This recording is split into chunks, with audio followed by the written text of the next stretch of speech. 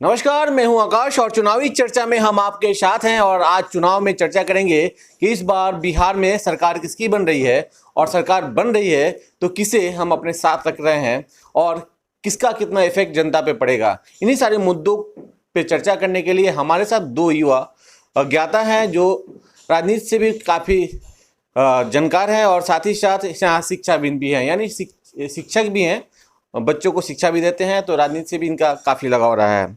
इन लोगों के बारे में मैं बताऊंगा, लेकिन इसके पहले मैं आपको बता दूं कि बिहार में विधानसभा चुनाव खत्म हो चुके हैं और 10 तारीख को काउंटिंग होनी है।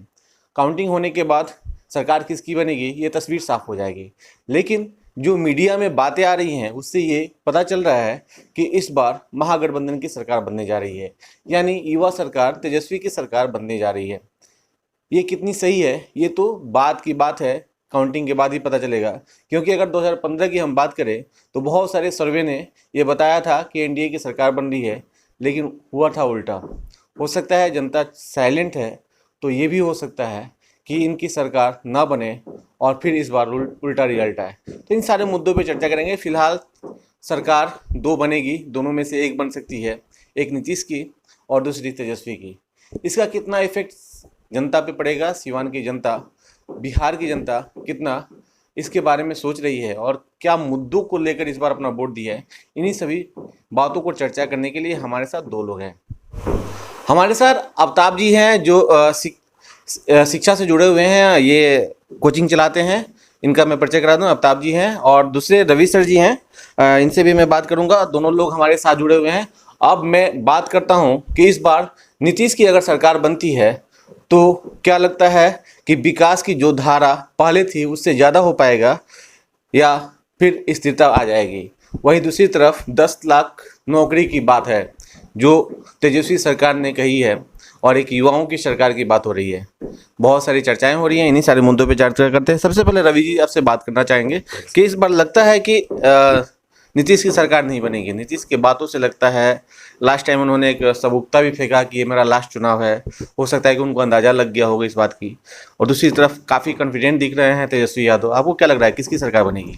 जैसा कि मैं एग्जिट पोल जैसा दिखा रहा है, सारे मीडिया चैनल पे जो बातें आ रही हैं और सही मायने में युवाओं का जो रुझान है वो यही बताता है कि सरकार तेजस्वी यादव की बनने जा रही है। क्योंकि जिस प्रकार से उन्होंने बेरोजगारी के मुद्दे को और बिहार के जो लोअर ग्रेड के लोग हैं उनके मुद्दों को जिस तरह से उन्होंने सामने लाया और विकास की बात की, तो लोगों का रुझान अचानक से परिवर्तित हुआ है। और पूरा मेरी ये मानना है कि इस बार सरकार तेजस्वी यादव की बनने जा रही है। एग्जिट पोल के जो नतीजे हैं वो लगभग रिजल्ट में नज़र आएंगे। तेजस्वी यादव की सरकार बन रही है आपकी नज़र में, लेकिन लोगों के दिमाग में ये भी बात होगी कि 15 साल पुराने जो तस्वीरें थी, जो लालू के समय की घोटालों की तस्वीर, अपराध की तस्वीर, जंगल राज की तस्वीर, जो विगत 15 सालों से कही जा रही है लगातार, ठीक है, तो ये बातें भी लोगों के दिमाग में होगी।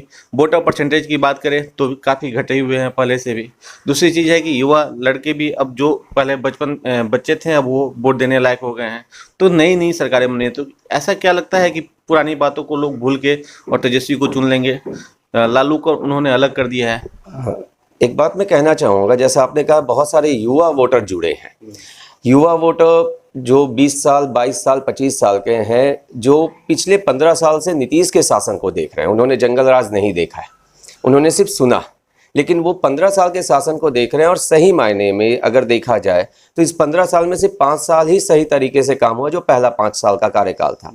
उसके बाद के कार्यकाल में कुछ खास विकास नज़र नहीं आया और ये अंतिम कार्यकाल कहीं ना कहीं युवाओं के सोच के विपरीत था, रोजगार के मुद्दे पर मुख्य रूप से। और कोरोना काल में जो स्थिति बनी तो उसको देखते हुए उन्हें जंगल राज से ज़्यादा, जैसा उन्होंने सुना होगा उसके अकॉर्डिंग उनको लग रहा होगा कि ये जो स्थिति है ये भी बहुत अच्छी नहीं है। और वो बदलाव चाहते थे मुख्य रूप से रोजगार के मुद्दे पर, जिस पे तेजस्वी ने बात की। बिल्कुल, बहुत बड़ी बात, आप बहुत बड़ी आपने बात कही और भी फिर और मुद्दों को लेकर आपके पास आएंगे। आपको बताना चाहते हैं जैसा कि उन्होंने कहा कि रोजगार का बहुत बड़ा मुद्दा सिवान नहीं पूरे बिहार के लिए है।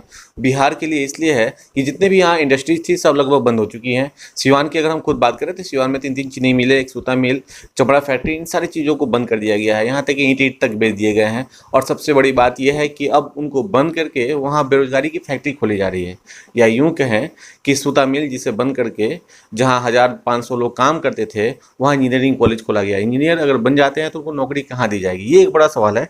नीतीश जी ने बड़ा काम किया है, अभी सिवान में कॉलेज खोल रहे हैं, सिवान में इंजीनियरिंग कॉलेज खोल रहे हैं। आपको क्या लगता है कि इस मुद्दे पे वोट नहीं पड़ा होगा? बिल्कुल इस मुद्दे पे वोट पड़ा होगा कि जैसे सिवान का भी जो इंजीनियरिंग कॉलेज खुलने की जो इंजीनियरिंग कॉलेज जो खुला है अभी, आपको मैरवा साइड में कोई पॉलिटेक्निक कॉलेज खुला है, उसी में शायद बीटेक का भी एडमिशन शुरू हो रहा है। तो ये सारे मुद्दों पे तो वोट पड़ा होगा ना, आपको लगता है? हाँ हाँ, बिल्कुल पड़ा होगा। तो फिर कैसे कह सकते हैं कि इस बार तेजस्वी की सरकार बन जाएगी? देखिए, तेजस्वी की सरकार की जहाँ तक बात है, पहले तेजस्वी यादव ने जो मुद्दा रखा था छात्रों के बीच, युवाओं के बीच, कि हम सबसे पहले जो 10 लाख रोजगार देंगे, ये बहुत बड़ा मुद्दा था। ये बिहार की युवाओं के लिए, युवा के लिए बहुत बड़ा एक मुद्दा था कि जिससे वहाँ ये बिहार की जो युवा छात्र हैं उनको लगा कि ये कि तेजस्वी यादव जो बोल रहे हैं कि 10 लाख रोजगार देंगे, एक विश्वास जग गया छात्रों में कि हाँ, ये बिल्कुल रोजगार देंगे। बिल्कुल, एक छात्रों में रोजगार की विश्वास जगी थी कि रोजगार मिलेगा। और उस रोजगार के बाद एक और घोषणा होती है जो वर्तमान की सरकार के दौरान नीतीश की सरकार किया जा रहा है कि वो 19 लाख रोजगार देंगे। तो ऐसे में रोजगार कितने हैं इसकी भी काउंटिंग होनी चाहिए, और रोजगार किस आधार पर दिए जाएंगे, अभी बाकी जो लोग रोजगार कर रहे हैं उनको समय से पेमेंट मिल पाता है कि नहीं, इन सारे मुद्दों पर गहनता से जाँच करने की जरूरत है कि इनके दावे कितने सत्य होते हैं। ये एक बहुत बड़ा प्लस पॉइंट है कि रोजगार है कि नहीं। सही। दूसरी चीज कि रोजगार जिनको मिल रहे हैं या जिनके पास हैं, क्या वो सही तरीके से अपने पूरे रोजगार का पैसा उठा पाते हैं, यानी उनको तनख्वाह मिल पाती है कि नहीं, ये कितना बड़ा मुद्दा है। सही मायने में बहुत बड़ा मुद्दा है। और जैसा हम देख पाते हैं, रोजगार पिछले 10 सालों की अगर बात करें तो सरकारी स्तर पे जो एग्जामिनेशन होते थे, खास करके जो एसएससी, बिहार एसएससी के द्वारा जो एग्ज़ाम लिए जाते थे, उनमें कहीं भी फाइनल ज्वाइनिंग वाली बात नहीं आई है, जिससे युवाओं में आक्रोश बहुत ज़्यादा बढ़ गया है। एग्ज़ाम हो रहे हैं पर रिज़ल्ट नहीं आ रहा है, काफ़ी लंबे समय से पेंडिंग रखी गई है, इस तरह की बातें बहुत ज़्यादा देखने को मिल रही थी। और जो टीचर्स वाली जो समस्या है, जिनको हम कह रहे हैं कि रोज़गार मिला था, अगर आप गौर करें तो 2013-14 के बाद से उसमें भी कोई नई बहाली नहीं हुई है। 2-2 बार स्टेट के एग्ज़ाम हो गए, युवा एग्जाम पास करके बैठे हुए हैं, बेरोजगार हैं। उम्मीद में कि जो टीचर बन गए वो चैन की जिंदगी जी रहे हैं, उनको पैसा और जो बने हुए भी हैं उनको भी समय पर भुगतान मिलता नहीं है। पेमेंट की शिकायत तो हमेशा बनी रही हुई है, समान वेतन की बात हो रही है जो आज तक पूरी नहीं हो पाई। तो काफी सारे मुद्दे। रवि जी, इस बात को खोलने के पीछे का रीजन क्या था कि देखिए लोगों में क्यों आक्रोश दिख रहा है? लोगों में आक्रोश इसलिए दिख रहा है कि जो हमने किया उसको हम सही से रख रखाव नहीं कर पाते हैं, उसको सही से हम ढो नहीं पाते हैं, उसको सही से हम सिस्टम में नहीं ला सकते हैं। तो फिर जो और करने के हम वादे कर रहे हैं उसको कैसे ला सकते हैं? इस बात तो ये एक बात कहना चाहूँगा कि जब तेजस्वी ने 10 लाख रोजगार की बात की तो जितने भी सत्ताधारी पार्टी थी, चाहे वो जेडीयू हो या बीजेपी हो, उन्होंने इसका मजाक बनाया था कि बिहार में ये संभव ही नहीं है। और उसके कुछ दिनों के बाद जब उन्होंने देखा कि युवा इस ओर झुक रहे हैं तो अचानक से उन्होंने 16 लाख और 19 लाख रोजगार की बात कर दी। तो ये अपने आप में एक हास्यास्पद है कि जो पार्टी कुछ दिन पहले तक 10 लाख रोजगार देने को एक मजाक बना रही थी, सिर्फ एक चुनावी मुद्दा बना रही थी, वो खुद रोजगार देने का वादा कर रही है। और उसमें भी बीजेपी की कुछ बातें जो थी, रोजगार, पकौड़े बेचने वाली रोजगार की बात, ये भी बिहार के युवाओं को शायद याद रही है, जिसका असर हम एग्जिट पोल में देख पा रहे हैं। बिल्कुल, एग्जिट पोल में ये सारी बातें याद हैं। केंद्र में प्रधानमंत्री ने ही कहा था कि पकौड़े बेच के भी कमाया जा सकता है, स्वरोजगार किया जा सकता है, स्वरोजगार के लिए प्रेरित किया जा रहा है। यानी रोजगार के जो ऑप्शन सरकार के द्वारा खुले जाने चाहिए उसके लिए सरकार बिल्कुल अवेलेबल नहीं है, वो नहीं खोल सकती है। और जो वादे कर रही है वो वादे कितने पूरे होंगे ये तो उन लोगों से पूछे जा सकते हैं जो लोग सरकारी नौकरी कर रहे हैं या अनुकंपा पे हों या फिर किसी अन्य माध्यमों से सरकार से जुड़े हुए हैं हो। इन सारी मुद्दों पे हम लोग बात कर रहे थे। अब लास्ट एक मुद्दा है, वो मुद्दा ये है कि नीतीश की सरकार अगले 5 साल में कितना बेहतर काम कर पाएगी अगर सरकार आती है तो, और तेजस्वी की कितनी बेहतर काम कर पाएगी। तेजस्वी की सरकार अगर आती है 15 सालों के बाद उनके सरकार आएगी, नए हैं सरकार में पहली बार आ रहे हैं, तो क्या लगता है कि नीतीश से ज़्यादा अच्छा काम कर पाएंगे या नीतीश ही ज़्यादा अच्छा काम करेंगे? देखिए, जैसा मेरा मानना है, क्योंकि काफ़ी लंबे समय के बाद अगर उन्हें मौका मिलता है तो काम का दबाव तो होगा, कुछ बेहतर कर दिखाने का दबाव उन पर होगा। और ख़ास करके जो पुराने 15 साल पहले की जो बात थी जंगल राज की, उससे बाहर निकलने की पूरी कोशिश मुझे लगता है तेजस्वी यादव जरूर करेंगे। क्योंकि एक जो अगर देखा जाए तो उनके परिवार के साथ एक एक ठप्पा सा लग गया है जंगल राज का, जिससे बाहर निकलना ज़रूरी है उनके भविष्य के, राजनीतिक भविष्य के लिए, ताकि वो चुनाव में या भविष्य की राजनीति में लंबे समय तक टिके रह सकें। तो इसके लिए ज़रूरी है, बस एक ही काम है कि वो विकास करें, अपनी बातों पर कायम रहें और जो उन्होंने जनता से वादे किए उन्हें पूरा करके दिखाएं।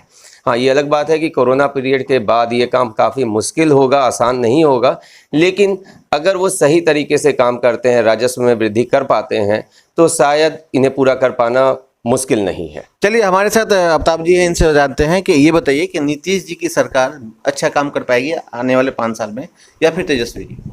देखिए, इसमें नीतीश जी की सरकार हो या तेजस्वी का, इसमें दोनों बेटर हैं। पहले 15 साल से जो नीतीश कुमार ने जो काम किया, 5 साल जो फर्स्ट टाइम में जो उन्होंने काम किया, इस बिहार में जितना जो चेंजिंग लाए, वो अच्छा खासा चेंजिंग लाए बिहार के लिए।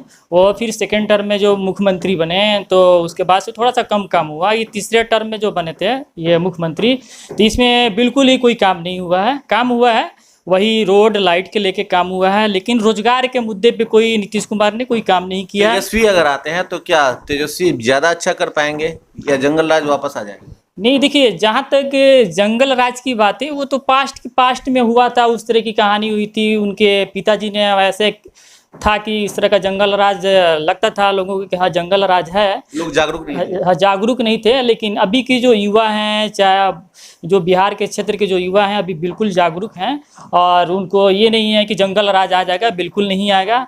और तेजस्वी यादव अगर मुख्यमंत्री बनते हैं तो वो जंगल राज आने नहीं देंगे। बिल्कुल, ये एक बड़ा मुद्दा है कि युवा अगर सरकार में आता है तो वो अपने भविष्य को देखता है।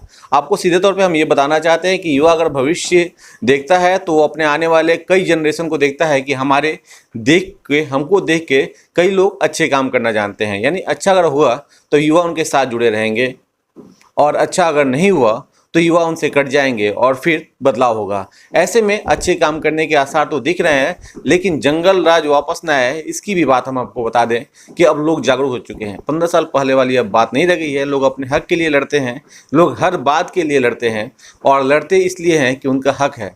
दूसरी चीज़ कि रोड, नाला, बिजली ये मूलभूत आवश्यकता है हर राज्य के लिए और इसके लिए आम जनता टैक्स देती है। ये सरकार की आवश्यकता है, उसे खुद करनी है। ये विकास के मुख्य मायने नहीं है। मुख्य मायने हैं कि हमें उचित स्वास्थ्य मिले, मुख्य मायने है कि हम हाईटेक हों, मुख्य मायने है कि हम समाज में एक ऐसा आयाम कायम कर सकें ताकि बाकी राज्यों से हम अलग दिखें।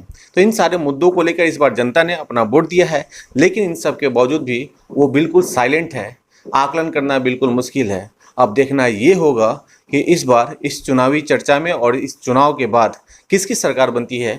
युवा राज आता है या फिर वही सरकार जो विकास के नाम पर दावों की बात करती है और दावे रखे के रखे रह जाते हैं। सिवान से कैमरा पर्सन आशीष के साथ आकाश, न्यूज़।